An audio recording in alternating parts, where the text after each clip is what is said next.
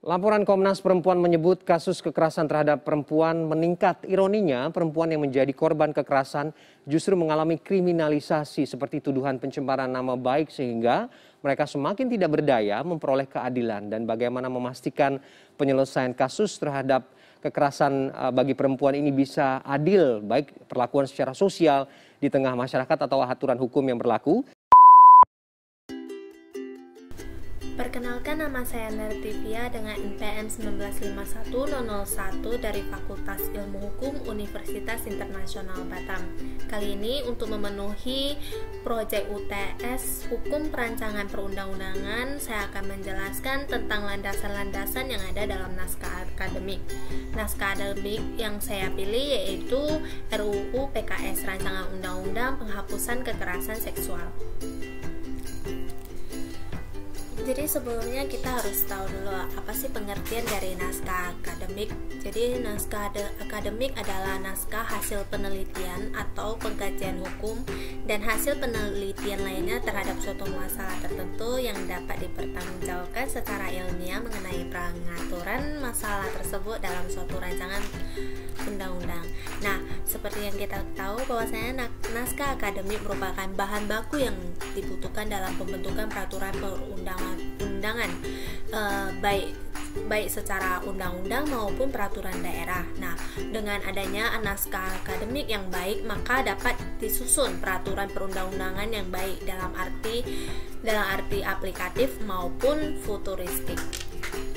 Nah, dalam naskah akademik itu harus memuat 3 landasan atau dasar, yaitu yang pertama landasan filosofis, yang kedua landasan sosiologis, dan yang ketiga landasan yuridis. Kemudian untuk 3 landasan dalam pembuatan naskah akademik ini, apa sih pengertian dari ketiga landasan tersebut? Yang pertama, landasan filosofis itu landasan yang dibentuk dengan nilai-nilai Pancasila, pembukaan Undang-Undang Dasar Negara Republik Indonesia tahun 1945. Jadi patokannya pada peraturan yang ada ataupun patokannya pada hukum positif. Nah, landasan sosiologis itu landasan yang menggambarkan fakta empiris masyarakat, meliputi kebutuhan hukum masyarakat, aspek sosial ekonomi, dan nilai-nilai yang hidup dan berkembang. Jadi lebih ke masyarakat, bagaimana secara sosiologisnya dalam hidup bermasyarakat. Nah, hal ini dilihat dari landasan sosiologis. Sedangkan yang ketiga itu landasan yuridis, yaitu landasan yang dibentuk untuk mengatasi permasalahan hukum atau mengisi kekosongan hukum yang ada. Sekarang kita masuk pada landasan filosofis dalam naskah akademik rancangan undang-undang PKS ini, bahwasanya seperti yang tadi dijelaskan, landasan filosofis itu memuat keterkaitan yang dibentuk dengan nilai-nilai Pancasila dan juga Undang-Undang Dasar Negara Republik Indonesia, tepatnya pada pembukaan. Nah, seperti yang kita ketahui bahwasanya pembukaan Undang-Undang Dasar Negara Republik Indonesia tahun 1945 di alinea keempat menegaskan bahwasanya tujuan pembentukan negara Indonesia itu untuk melindungi segenap bangsa dan seluruh tumpah darah Indonesia, dan untuk memajukan kesejahteraan umum, mencerdaskan kehidupan bangsa, dan ikut melaksanakan ketertiban dunia yang berdasarkan kemerdekaan, perdamaian abadi, dan keadilan sosial, serta Pancasila sebagai dasar negara Republik Indonesia juga mengamanatkan keadilan yang harus dipenuhi bagi seluruh rakyat Indonesia.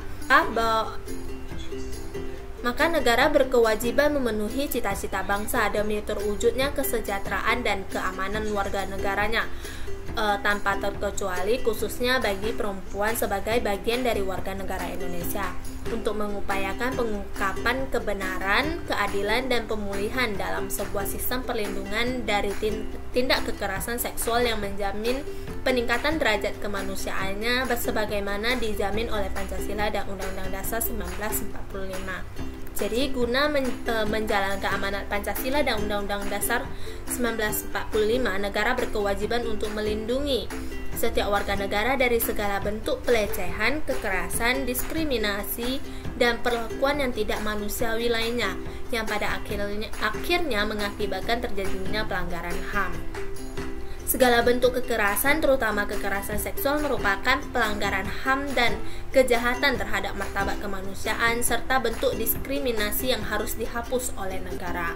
Dan juga guna mewujudkan nilai-nilai luhur yang terkandung dalam Pancasila dan juga pembukaan Undang-Undang Dasar 1945 yang menjamin perlindungan, penghormatan, pemajuan, dan pemenuhan hak-hak asasi manusia, termasuk di dalamnya menciptakan rasa aman dan perlindungan dari kekerasan seksual. Maka secara filosofis, Indonesia memiliki dasar yang kuat untuk membentuk undang-undang tentang penghapusan kekerasan seksual. Selanjutnya adalah landasan sosiologis. Nah, seperti yang kita ketahui, kekerasan yang terjadi terhadap perempuan di dalam struktur sosial adalah diskriminasi yang telah dinormalisasikan menjadi keseharian. Nah, kekerasan di dalam struktur ini mengakibatkan berbagai kejahatan terhadap perempuan sulit untuk dikenali. Laporan Komnas Perempuan mengenai kekerasan seksual menandakan betapa terselubungnya kejahatan terhadap perempuan.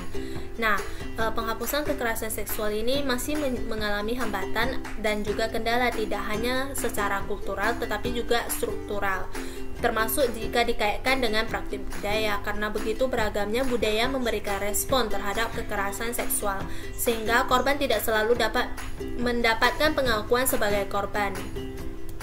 Dalam penanganan terhadap perempuan korban kekerasan seksual ini memperlihatkan bahwasanya perempuan korban kekerasan seksual rentan mengalami yang namanya kekerasan berganda dan juga trauma pada psikologis yang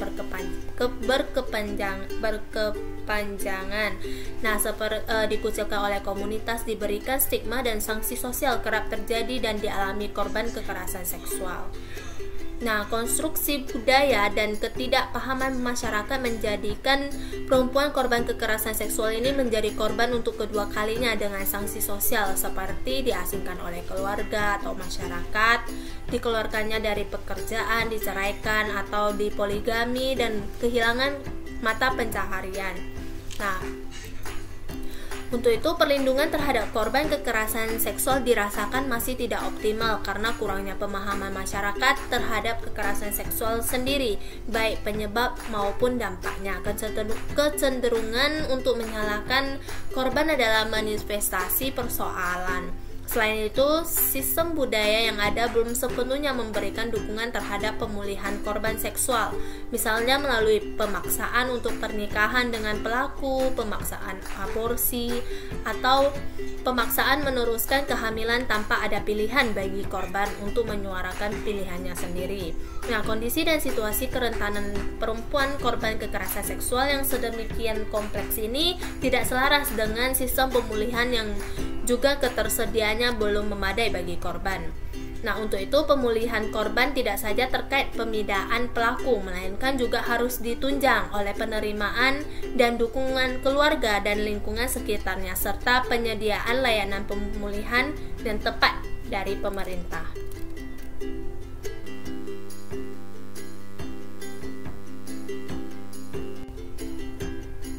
Jadi secara landasan yuridis, bahwasanya persoalan kekerasan seksual ini khususnya terhadap perempuan merupakan satu persoalan yang penting, namun belum ada mendapatkan perhatian yang optimal untuk dicegah dan ditangani secara komprehensif, integral, dan holistik dalam sistem hukum nasional.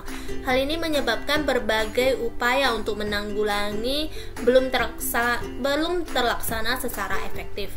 Maka diharapkan pembentukan peraturan perundang-undangan tentang kekerasan seksual dapat lebih mendorong berbagai pihak untuk melakukan pencegahan atau penanggulangan kasus kekerasan seksual secara komprehensif sesuai arah politik hukum nasional demi terwujudnya cita-cita bangsa yang adil, makmur, dan beradab sebagaimana seperti dalam pembukaan Undang-Undang Dasar Negara Republik Indonesia tahun 1945 serta Pancasila.